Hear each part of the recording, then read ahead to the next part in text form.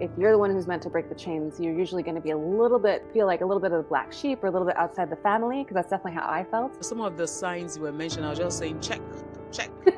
I ID them, I identify with them. I'm the first woman in my family from my grandmother to me to not experience addiction. That showed me that if someone is bad to you, you choose yourself. You walk away. Like, there's a fascinating thing to think about for women. Our bodies are born with all of our eggs. So you were once an egg inside of your grandmother. You experienced everything energetically that she did. So you know you've got trauma to work with or unresolved stuff from your past. If you're stuck in perfectionism, control, imposter syndrome, a lot of people talk about like, what would Jesus do? If we're shrouded in our traumas and our old negativity and our reactions, we can't walk in his path because we're reactive, we're wounded.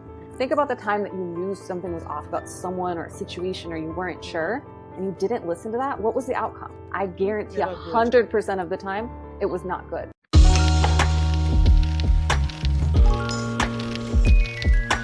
Hello, everyone. Welcome back to our podcast. On today's episode, I have another fantastic guest for you. Her name is Tori Jenae. Welcome, Tori. Thank you. So excited to be here. Awesome. So a brief intro on Tori. Tori Jenae is a confidence and relationship coach who helps women rebuild their self-worth, heal emotional wounds, and is going to be sharing with us her experiences, from her past and present, and how she's helping people. And so thank you so much. Welcome once again. So as you feel comfortable, can you share with us? Want to know you more. Tell us about yourself, your background, what was growing up like. Yeah, I like to kind of start like where I am and then go back to help people see the differences, because I think that's what makes, our stories more powerful.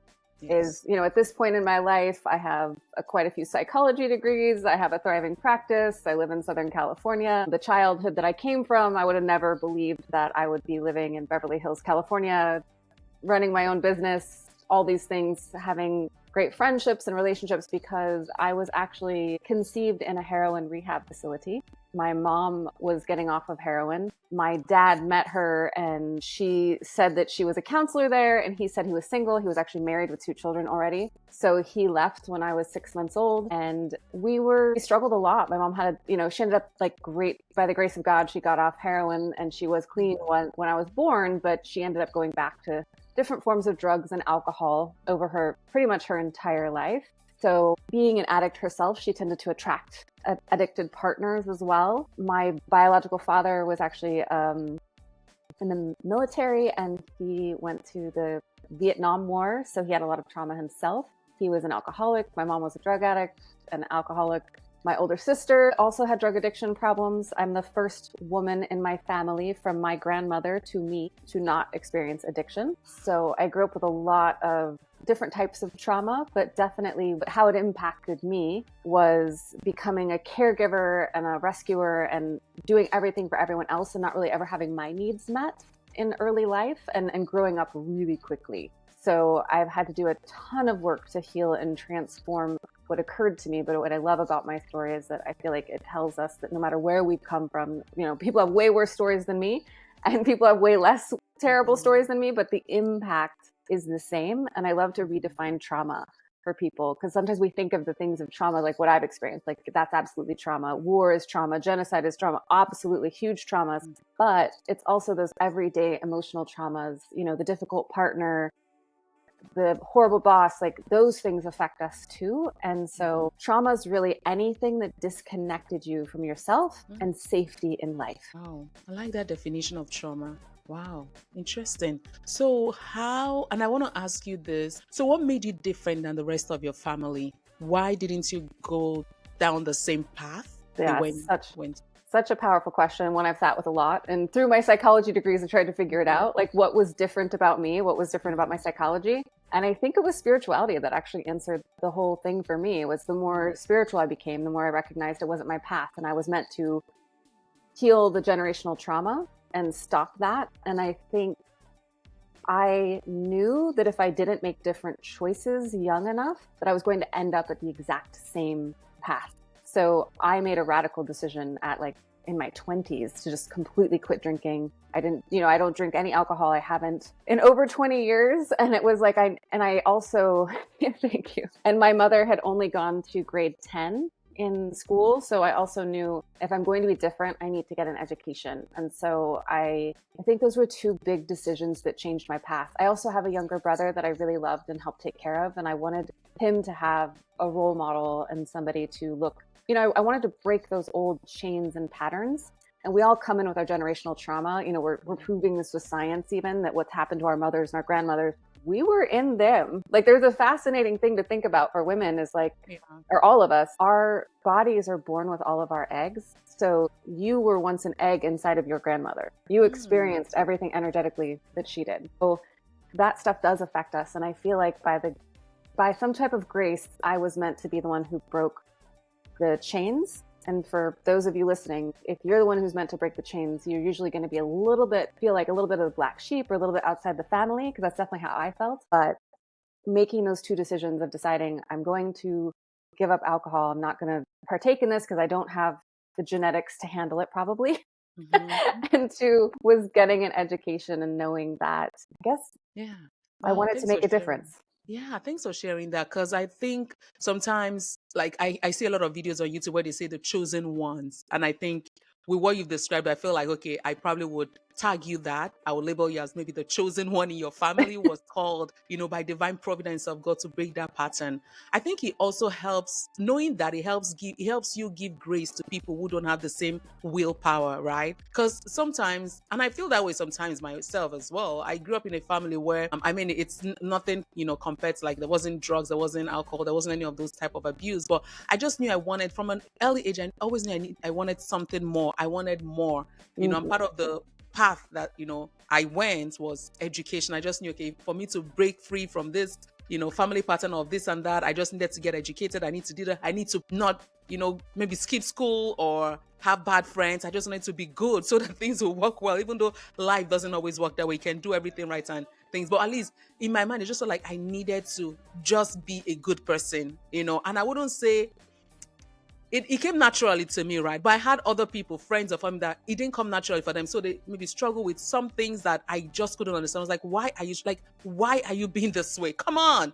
This is not the right path to be, So yeah, thanks for sharing that. Just knowing that from an early age, you had that pull to break some of those patterns for your family.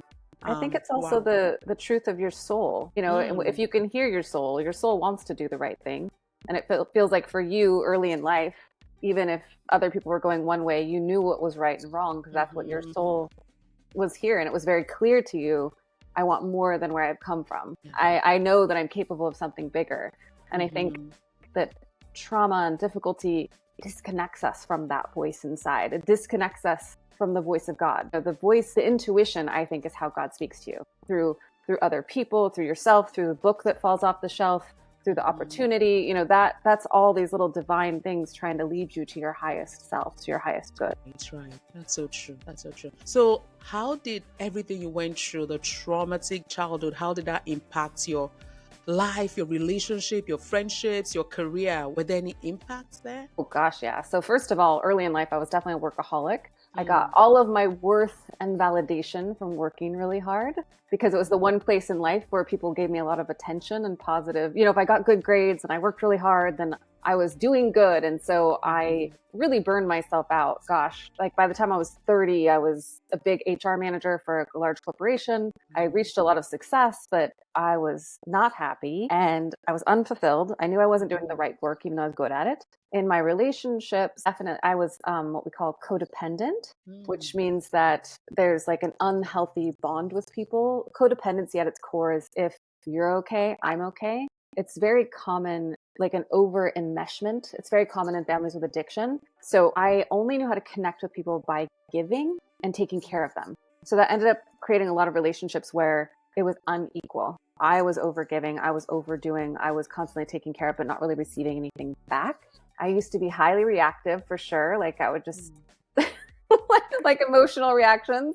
So it showed up in like every area of my life in very subtle ways. But what I always tell people is like, you've got trauma to work with or unresolved stuff from your past. if you're stuck in perfectionism, control, imposter syndrome, you're really hard on yourself, you have a really harsh, what we call inner critic in psychology. So, you're kind of looking for happiness and validation outside of yourself. And it doesn't mean it's negative. Like I said, like we talked about, we all have trauma. You probably have your own versions of trauma from your family. It can be from financial instability, an emotionally unavailable parent, a parent who had, even mental health struggles, or just didn't show up for you in the ways that you needed. All those things can affect us. So if you kind of see some of those behaviors in yourself, there's usually something that can be healed and worked on to really make yourself feel better and show up in those places better. So I've done a ton of work from, 15 years of meditation and all types of psychology. I've researched, I'm a yoga teacher. I've done energy psychology. I've done energy healing. Like, there isn't many rocks I haven't turned over in my 26-year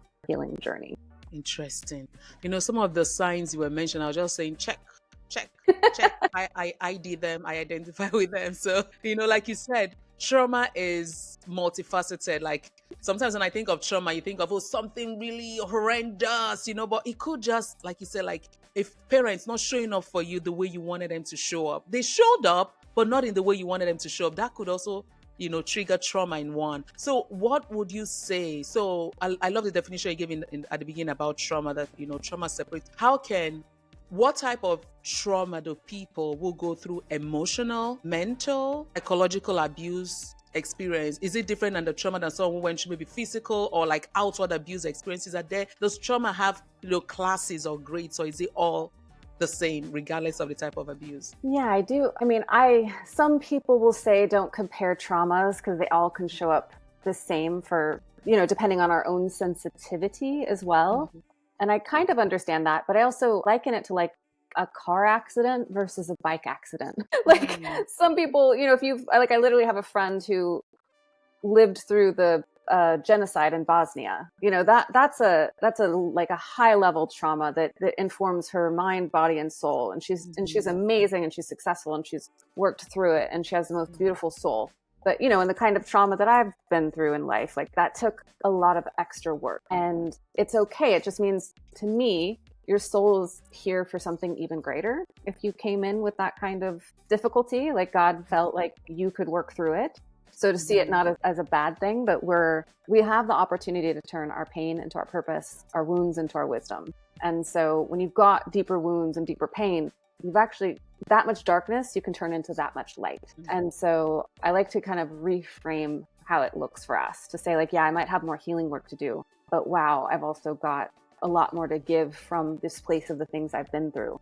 But yes, I feel like with the types of trauma, a lot of us just don't see that what we experienced was trauma. Like a big one that I see is a parent who worked all the time to take care of their children, but wasn't there. And then the person feels really guilty because like, well, my parent was out working, but I call that like neglect by no fault. The parent was trying to do the right thing, but the child didn't get any of their needs met because they were always maybe carted to daycares or nannies or, staying with friends. And so it can be even subtle stuff like that where you just lacked that connection. And now in your relationships, you show up as either anxious or avoidant, meaning you either cling or you push away because you don't really actually know how to connect with someone. Our parents were our first relationships. So I like to say that like we do have all these different grades of trauma, but it always shows up in how we feel about ourselves and our relationships. And so those are the two places to look.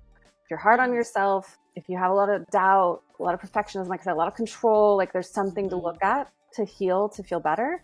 And then how you're showing up in your connections, like, are you sabotaging? Are you testing? Are you pushing away? Are you clinging? Are you explosive? These are all ways to know that you just have something to work on and that it can be healed and you can get to that more like balanced place. Wow. I like that because I feel like knowing a problem or you have an issue, it helps resolve it. Like, I have this problem. It's half solved. You're able to get help, because for the longest time, originally from Nigeria, we really, I guess the world has changed now, but growing up, there wasn't much talk about like trauma and all of this. So for me, I know I felt a lot of these things you're talking about, and I just thought, oh yeah, that's just who I am, but growing up now and being exposed to a lot of this, learnings and teachings, I'm like, okay, wait, this isn't normal. This is like trauma response here, right? So, how can one get help? So how can one heal and resolve all of this trauma? I am a Christian.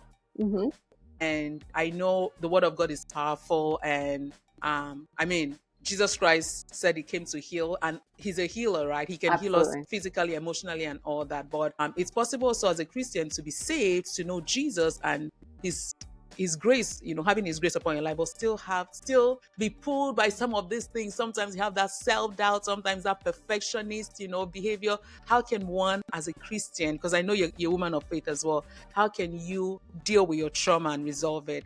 Can you go to the therapist? Yeah, no, that's such a good question.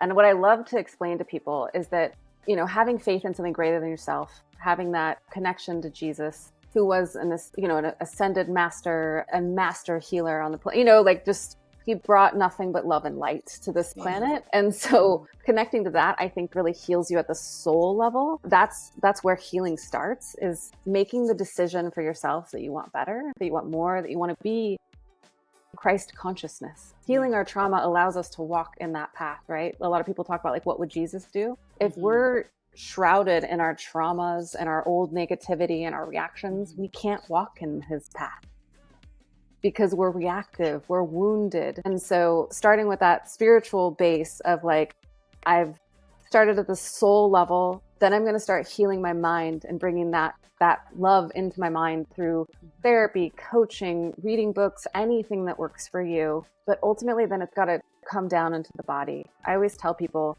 my job is to bring heaven to earth. So much of us are trying to just reach up and connect to that energy all the time. And that's great. But my job is, how can I ground it here in earth? How can I walk? How can I be love? That means I take care of my physical body. We know with trauma, getting into nature, getting sunshine on your face. Yoga is very helpful because it helps calm the nervous system. The most famous book on trauma and what we know now, it's called The Body Keeps the Score. And this is revolutionary because we can think things through and we can talk about them, but until we embody it, until our body feels calm.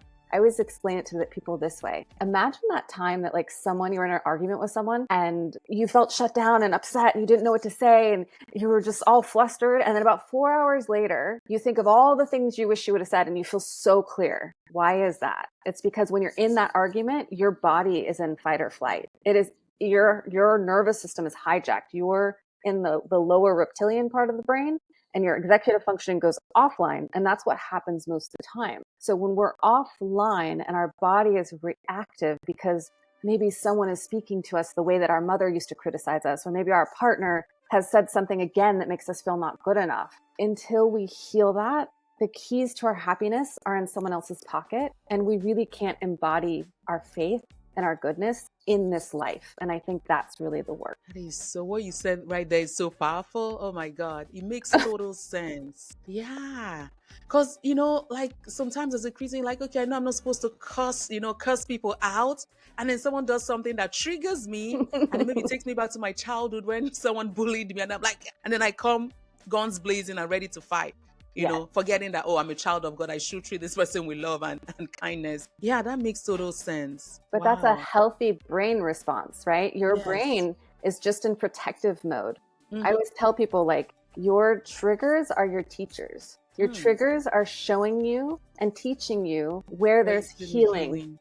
Yeah. And that, to me, everything is a divine mirror. It's saying, here's where you're not in Christ consciousness. Here's where the wound still is. And that's also where the light can get in. So it's seeing that way. It's this is a powerful thing. This is where I'm not in alignment with my true self. And this is my opportunity to heal that and walk more toward the woman that I know that I am. Wow. Sis, you're preaching this morning. This is just, clicking for me right now. Okay. Is it possible for two people to experience trauma differently? So the same situation happened, but one found it traumatic and the other person didn't. Is that possible? Oh, it's so possible, and actually very common. You see this a lot with siblings, right? You have two people who grew up in the same household and they had completely different responses. Now, some people argue that even if you're only a year apart, you had slightly different parents because maybe one, you maybe were the first child or the second child, or maybe they had better financial resources or less. But at this point, I like to think that two people can get into a car accident and have a completely different experience. And what we know is that if you've had previous trauma, that makes it worse. So think of it as your brain is kind of like a smoke detector. And if you've already had trauma, it's much more sensitive. So you can feel a little bit more sensitive to trauma. A lot of traumatized people also love to go into professions where they go into like ER medicine, police, fire, things that allow them to stay in that state of trauma. So that's a different reaction to trauma, right? They kind of get lit up by it. They actually enjoy staying in it. They love being in that like adrenaline driven type of thing, or they go into helping people because that's how, like me, I grew up taking care of my mom and my brother and everybody around me. So it was very natural for me to go into like a helper profession. So that's kind of some of the ways it can show up in our life. And even though, and I also want to kind of highlight the different ways we respond to trauma. Like it can have what we call post-traumatic growth too. Like everything you've been through, bullying and all that kind of stuff can make you actually a more compassionate person, a more understanding person, someone who wants to be better, someone who would never speak harsh words, or when you do, you feel really bad because you know what that feels like. Feels like, yes. Yeah. Okay. Like how you clarify that, because like you said, I feel like some people go through things and they become worse off, and some people go through things and they become better. They become more empathetic, right? And interesting. I always say we choose in life what breaks us down and what breaks us open. And it's like, I've had so much stuff, we didn't even talk about my adulthood, but in my adulthood, when I started my business, my sister overdosed, my mom died, my grandmother died. Like I had 11 years where I lost almost everything in my life. From both of my parents. Oh, thank you. My sister, it was just the kind of grief that and my marriage fell apart after it was a long marriage, and, we're still good friends and he's a great guy, but it was just no longer aligned. But there wasn't anything in my life I didn't lose. So when I speak about these things, I always just like to share that, because I'm not speaking it from I've read these books and, I had a hard childhood. I have experienced death, divorce, loss of finances, and I've had to literally rebuild myself from ashes. So when I talk about healing mind, body, and soul and having faith and hope, I'm saying that from having to crawl out of some of the darkest spaces that life can offer us. Oh, that's powerful. Wow. I know, and I listen to a lot of podcasts around this as well. So I know life is spiritual, right? And I was listening to a podcast where they said that trauma, that the devil can gain a foothold into someone's life through the traumatic experience they had. So there's a spiritual angle as well to trauma,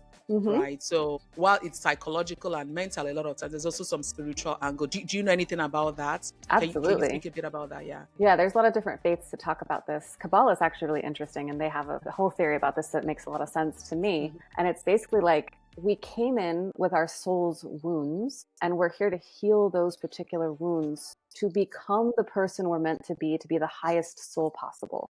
And so I see it that way. Yes, trauma is terrible and it happens to us, but on a spiritual level, if we can heal and transcend it, it can turn us into exactly the person that we are meant to be, the highest version.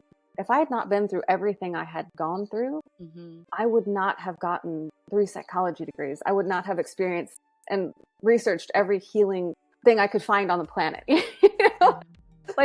That was God touching me in a specific way to awaken the thing in me to help other people. It was not, pain is a powerful teacher, and we forget that. Sometimes we think if it's pain, it's bad. But if we look at even particularly the Christian faith, transcending that pain, going into forgiveness, going into faith, even when it's hard, is when you are like the light. Yeah, that's true.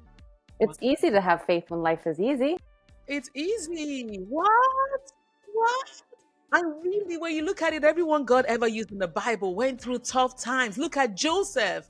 Look at that poor little boy that was sold to slavery. Look at Moses. Look at pain strengthens us. Sometimes we shy away from it, but so how can someone, because again, like you're saying, Tori, for someone, some people have been in your shoes and they never got out of that, maybe they were the helper, they were the caretaker for their families, and they never, how do I put it now? They never healed, they never found the purpose for which God put them through that, right? So they just continue their life living as victims.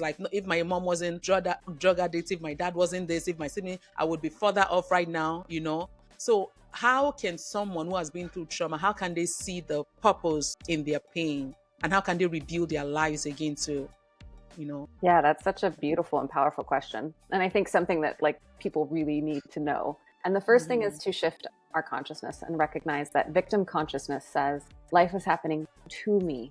I have no control. And the next level of consciousness is life is happening for me, meaning that even though those things were terrible, how did it happen for you? Can you even see one thing that it gave you? Like I'll share my own experience to kind of paint the picture. You know, looking at how I grew up, like my mom was my greatest teacher. She was, you know, a lot of people would look at it and say, gosh, that was just terrible what you went through. And yes, that's true. But once I did my healing work and I really forgave her, I saw how strong she made me. I saw what a survivor she made me. I saw how, you know, she was married multiple times, you know, like literally like 4 or 5 times. And even though a lot of people are like, oh, that's a lot of trauma, like it is, but guess what? That showed me that if someone is bad to you, you choose yourself, you walk away. And, you know, she had a really good relationship with Jesus toward the end of her life. And that was a big thing to her, which was beautiful that she got that, I guess, healing for herself. But yeah, I feel like starting with, okay, how could this have happened for me? And making the choice that I am going to do something different. I'm going to get some kind of help. Like I said, even if you just start with reading a book about, you know, trauma or healing, there's so many great ones. And and that's a low cost investment. Listening to these kinds of podcasts, getting inspiration. We can start in such small ways, but we're planting seeds that will grow later into something greater. But I think it's starting with the belief that something greater is possible for you. And that's hard to believe sometimes when you come from like where I've come from, you know, it's like even knowing that it's possible for you to change. So I also like to share the science of epigenetics. What does that mean? That means even if I have I've heard that a lot. Please share. Yeah. So the simplest way to think of it is that we all have a gene code, right? So we might have genes for obesity or addiction or cancer, all these things. But you and your lifestyle choices have much more weight on what turns those genes on or off. So I have the genes for addiction. Absolutely. Both my parents, but my sister, my brother, like you name it, there's addiction in my family, both sides. But by me not ever picking up the drug, I turned that off. Like my choice made it different. It's the same thing if you grew up with anything, obesity, you know, cancer. It's like if you're living a clean lifestyle, you're exercising, you're doing all the things, you are actively suppressing the gene. So I always tell people that, like, it's not only in our mind, it's in our body. Our choices, our decisions, they have the greatest weight on the outcome of our life. And yes, bad things are gonna happen. That's part of life. And I always remind myself and everyone else, pressure creates diamonds. That's true. Pressure creates diamonds. True. Like you were talking about in the Bible, every character has an incredible story. In life, talk to any successful person and they will have some kind of difficulty that they had to go through to get there. And one of the beautiful ways I see that spiritually is that God has to test you to prepare you, that you are strong enough to hold everything that you desire. Because if you are unwell, you are wounded, He can't give you your soulmate because you're going to mess it up. If you don't know how to take care of the small amount of money that you have, you can't be given more because you can't be trusted with the $10 you have. How are you going to have 10 million? So the lessons, you know, it's kind of like, I love, there's this picture of Jesus with a little girl. She's holding her teddy bear and she's clinging onto it. And it's all ratty and broken. And he has a big, beautiful teddy bear behind his back. But he says, you have to let go of that one first, and she won't. And I think that's kind of the metaphor for life, right? There's something bigger and better. But we've got to let go of the smaller parts of ourselves, the little things in life that we're attached to, that we believe are, you know, like that bad, maybe it's the negative relationship or the bad job or the toxic friends, you know, whatever it is. It's like when we release that, we surrender it with love, with faith, then the next better thing can come in. Wow. Awesome. Thank you so much. Thanks for explaining that epigenetics, because I hear about it, but I was like, okay, that makes sense. So, but Tori, because it's one thing to know that, okay, you're predisposed to this based on your genetic makeup, and another thing to like develop the strength and the willpower to stay away from those things. So how did that work for you? Did your faith in God? What was your journey of faith like? And how did that help you stay clear, you know, from all of those things? Did it play a part in helping you build resilience? No, it's so fascinating for me. I didn't grow up with any kind of faith or religion at all. Like I actually was very neutral. You know, my family, obviously, my dad's Mexican, so they're all Catholic for sure. But I didn't really grow up around that. I actually didn't really understand it. And I would say I was agnostic at best when I was younger. I was very much about the science. And, God had to hit me upside the head a couple times to really teach me faith. And I was very lucky. I always had a very strong intuition. And so I heard that voice telling me what I needed to do. And that was part of what guided me. And then I developed a very strong faith through experiencing it, like through full surrender, through life kicking me down and having to go to that space of faith. So I developed my own faith later in life, ironically, honestly, not till I was in my 30s, really. But I feel like that can be such a catalyst for people, is to really lean into their faith. But what really helps us make change is having the awareness, B, making the decision, and C, making very small changes over time. Willpower does not stick. Look at the research on New Year's resolutions. We all day 7. We're right. Done We're for the year. done. And this is what people don't understand about their psychology. And what's so sad is that the brain sees any change as dangerous. This is why when you want to exercise, let's say you want to start a new exercise program, and you're like, I'm going to get up at 6 a.m. and I'm going to go to the gym. And the first week, you're super excited. By week 2, you're sore, you don't feel good, and your brain starts making up all kinds of excuses. I didn't sleep late. The baby was up. I can't do, I'm sore. I'm tired. I had a couple drinks last night. So that happens with everything in life. And that is the part of ourselves that we have to overcome. How do we do that psychologically? We take baby steps. Think about it this way. If I get even 1% better every week, at the end of the year, I'm 50% better than I started. So start with something very small. Willpower, all research shows, it wears out. And I made that one decision, but it was a day-by-day thing of like, okay, I'm not going to do that. For me, like I can think of like drinking. Whenever people drank around me, I literally would say, I don't drink. I didn't say like, oh, I'm not drinking tonight. I had to be very clear in my intentions. And so it might be that for you or the people listening, but it might be that very small thing of like, maybe I'm coming home and I'm stressed and I'm having 2 or 3 glasses of wine. So maybe tonight I just have one, or I call someone. And I also like to think of how could you add a positive behavior to soothe yourself? Because what is it that we really need when we're in those spaces? If I come home from work and I'm stressed out and I'm sad, wine's the easy answer, but calling a friend or someone who actually cares is the better answer. That's true. Wow. So just being self-aware in that regard. Yeah. Yeah, willpower don't count for nothing. Willpower. No. I know how many things I wanted to start and I'm like, you know what? No, I can't. You need something more. Yeah. Wow. Yeah, I always say habits over willpower. So make micro habits. Yes. Because your habits become your future. Your willpower will give out. It does for all of us. That is the human condition. And if God created us all perfectly, then that's how we were designed, and that's okay. Wow. Awesome. So I wanted to quickly do a detour into the relationship aspect of this, right? So how can men, women, or whatever, how can they identify emotional abuse? Because I feel like emotional abuse is one of the most dangerous form of abuse, because while it isn't seen physically, it's like ingrained, like it goes deep down, into a person's psyche and soul, like you have said about trauma. So how can people in relationships or friendships, even because some friends emotionally abuse themselves, I don't know, but how can people identify what are the red flags, what are the telltale signs of emotional or mental abuse? Yeah, I would say so. How can you protect yourself from them? How can you protect yourself from it? No, I truly believe that emotional abuse leaves deeper scars in some ways. And I've seen that in people. It lasts, because the psychological aspects of it stay with us a lot longer. So I think some of the red flags to look for in other people is, how does your body feel? Always trust it. Your nervous system will never lie to you. When someone is dangerous to you, you'll feel anxious, you'll feel unsure. Something they said will hit you a little bit wrong in your stomach. And a lot of times we logic that away. We think, oh, they didn't mean it. Oh, that wasn't bad. Oh, I'm over. And they'll even tell you you're overreacting when you bring it up. Huge red flag. If someone doesn't acknowledge how you feel or care that it hurt you, walk away if you can. I mean, like that's a sign. So what are some simple things that we can look for? Are they consistent with us? Does that mean, because some people run hot and cold, that's a version of emotional abuse. They show up sometimes, but not other times. Do they actually ask you how you are? Do they care about your inner world, or is it always about them? Do they do things like give you the silent treatment? That's a huge thing of emotional abuse that I think a lot of women don't recognize that their men are doing. Do they shut down? Do they ignore you? Do they invalidate how you feel? Do they tell you what you felt was not true? That's gaslighting.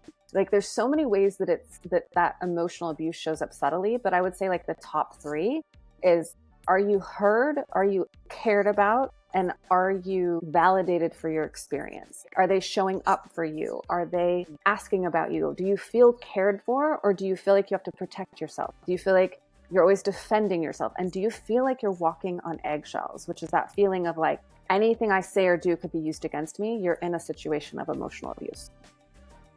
Hopefully that's simple enough to kind of give people an idea. Yeah. I mean, I like what you said, especially that like your body will tell you, because a lot of times we ignore those feelings, those feelings of, I don't feel too good around this person. Yeah. You're like, but physically they're good. Like there's nothing bad about them, right? They show up as good, decent, kind people, but still something in your body tells you, don't feel settled. So it's good not to ignore that. That's what you're saying. Especially as women, never ignore your body. Your nervous system is literally designed to protect you. And so even if this, like, let's say you're dating and there's this man, he's very charming, he's handsome, and everything feels or looks good on the outside, but something in you says something is off, never have a reason to over-explain that to yourself. Trust that. And every time I've trusted that, I've been right. And every time, I always say this to people, think about the time that you knew something was off about someone or a situation, or you weren't sure, and you didn't listen to that. What was the outcome? I guarantee 100% of the time, it was not good, because your intuition is your connection to the divine. That is your truth. And your body, like even psychologically, we know, will pick up things about people that our mind can't even process, because we're picking up cues, we're picking up the way it feels. And so allowing ourselves to trust that divine intuition, like to me, that's God literally saying, I'm trying to give you a subtle sign, but the voice of God whispers, it does not scream. And so a lot of times things have to get so bad in our lives for us to see it. So true, 100%. I can think of 2 times when I had that real feeling like, don't proceed, don't do this. And I ignored it and went ahead. And I can tell you that I'm still recovering. Like, I feel like, it's for sure. It's never good. It's never good. Listen, and it doesn't mean that person is bad. It doesn't mean they're horrible people. It just means they are not good for you. Exactly. Right? They are not for you. Everyone can be for you. You can be for everyone, and it's okay. So Tori, can you tell us about like the work you're doing right now, how you're helping women? You met your background or your bio says confidence and relationship coach. What is that about? Can you? Yeah, so I love to work with women and some men. I work with some men as well, to really help them rebuild like who they are without all of the, most of the people I work with don't even know that there's stuff that they need to process or heal. They just know they're not feeling good. They know that maybe their relationships aren't right, or they keep attracting the wrong kind of partner, or they're not feeling successful in their work. They know something's missing in their life and they don't really know what that is. So I love to help people really go inside, figure out, like, I always joke, we all have our bags packed with our past and it's weighing us down, and we're walking around with all this heavy weight, and we wonder why we can't take action, why we feel stuck, why we feel we're in inaction. We keep repeating the same patterns. It's because the weight of the past is with us. And so I really help people see that, understand themselves at a deep level, let go of a lot of the old baggage in easy ways, mind, body, and soul. I mean, it's hard work always, because that's just, change always feels hard even when it's really good. But when we change on the inside, the world around us changes and we make different decisions. And so that's really where it comes from: healing the past, rebuilding ourselves, coming back to our truth, coming back to our center, like doing the work within. And then we go out into our relationships and we're a different person. We're a better person. We show up differently. We set boundaries. We know how to say no. We know how to take action. We know how to get past our own stuff. And so I really help people like rewire themselves back to their truth, back to their higher self, and then go into their life and their relationships and just create so much more love. Because I've lost a lot of people in life, and I've really sat with those deeper questions for most of my life. Like, why am I here? What's the point of life? There are days that I didn't know if I had it in me to go on. And I can tell you there's 3 things that matter in life. 1 is who you love and who loves you. 2 is the experiences that you have on this life, like the beautiful things that you do, the small things, playing with your children, going on a holiday, vacation, seeing a different part of the world. And the 3rd is whatever you're here to contribute. Sometimes we get purpose wrong. We think it has to be this grandiose thing, but your purpose is really to show up with the gifts that you are here to give. And that might be helping people. It might be creating beautiful food. It might be anything, but it's something that you know is your unique thing that you're just giving to the world. And it can be taking care of children. It could be anything. Purpose doesn't have to be saving children all over the world. It's just the specific gift that you're here to give. That's so good. That's so good. Wow. So what kind of packages? So if someone wanted to sign up to your work, how do they sign up, and what kind of packages do you provide? What kind of activities?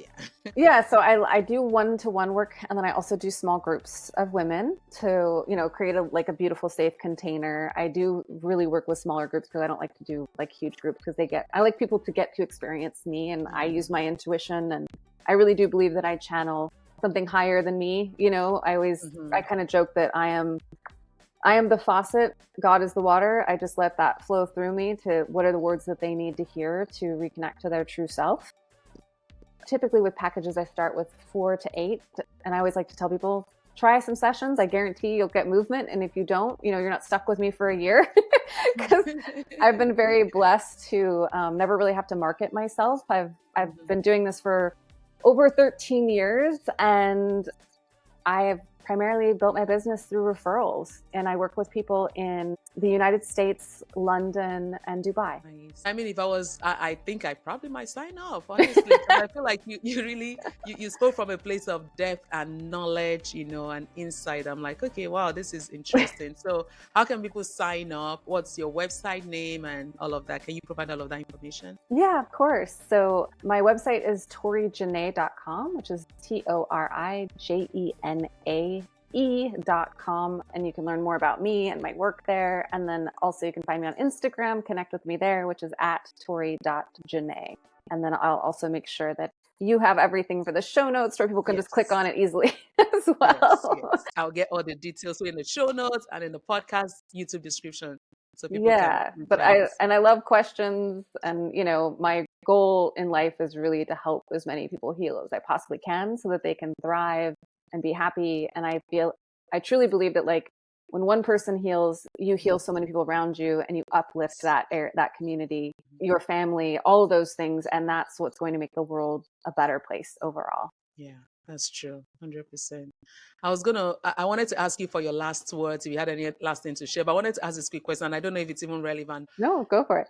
People who have personality disorders, like narcissistic or antisocial, all of those, psychopathic, is it as a result of any kind of trauma they suffered, or is that a totally different beast? I believe they're correlated, and a lot of that the science backs up too, right?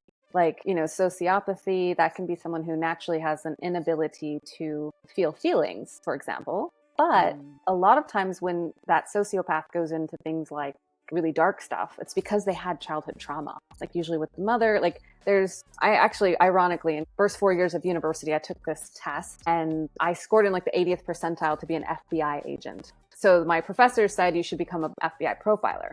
And so I started to do some of that work. And I took an entire semester of course load of criminal psychology and advanced abnormal psychology, all these things. And I realized it was really dark and it wasn't for me, but I learned a lot about these things that you're talking about. And so things like narcissism, that's also it's a deep insecurity. And so it could have been someone who was really bullied as a child, and it just went the wrong way because of a lot of the trauma, maybe the way their parents raised them. So I love to think of it as everything that shows up in our life can be healed. I don't care if you're ADHD, neurodivergent, borderline personality, narcissistic, even sociopaths. They can work with that, right? It's not a death sentence. It's not a life sentence. It is something, it's a starting point. And that's why, I work more as a coach, and I didn't go down the full therapeutic practice, was because I didn't want to diagnose people in that way. I'll say hey, we might be experiencing some of these things. We might see these things, you might have bipolar, but it doesn't mean that it can't be helped. There's so many supplements and practices, and there's so many, you can get better, I guess is what I want to say. There's hope for you. And I also believe from a spiritual perspective, sometimes we're stuck in having a reconnection to something higher than ourselves can also help. Yeah. This is a big thing in psychology, a lot of people don't know, is that Freud and Jung were the two like first psychologists back a long time ago. Everyone knows like Sigmund Freud was one of the first. Oh, Sigmund. Yeah, like he's the one who came up with a lot of the psychological theories, and they used to be very close and do a lot of like theory work together. But Carl Jung said that without faith, that the human was not whole. Without a connection to God and intuition and all these higher things, the human was not whole. And Sigmund Freud said, no, it's science and faith has nothing to do with it, and we should separate it. It should be separation of, basically like church and state. And so that broke them up. And Carl Jung went his way and Sigmund Freud went his way. And modern psychology really has gone toward this like absolute separation. And so my undergraduate degrees my first degree was in clinical psychology, which was that complete separation of the two. But when I went to graduate school, I actually got my master's degree primarily in transpersonal psychology. What does that mean? That means that we look at the whole person, mind, body, soul. It's a holistic. We look at faith. We look at connection to purpose and self. And so I really loved that, having both sides, because I truly believe now through my own practice of like, we have to have that connection to something higher to truly heal. Because otherwise, carrying faith in yourself is great. And I want everyone to do that. We have faith in ourselves, and we have faith in life and God and other people. But I always try to remind people that like modern psychology has really gotten that disconnection from the ability to heal, nature, God, spirit, like all of it has been pulled apart. And as a human, it makes us feel pulled apart. It makes us feel like we're separate, mind, body, and soul. And until we integrate all three of those aspects, there's still a part of us that needs to be healed. So I guess that would be the thing that I will leave you with. Wow. You've been blowing my mind throughout this episode.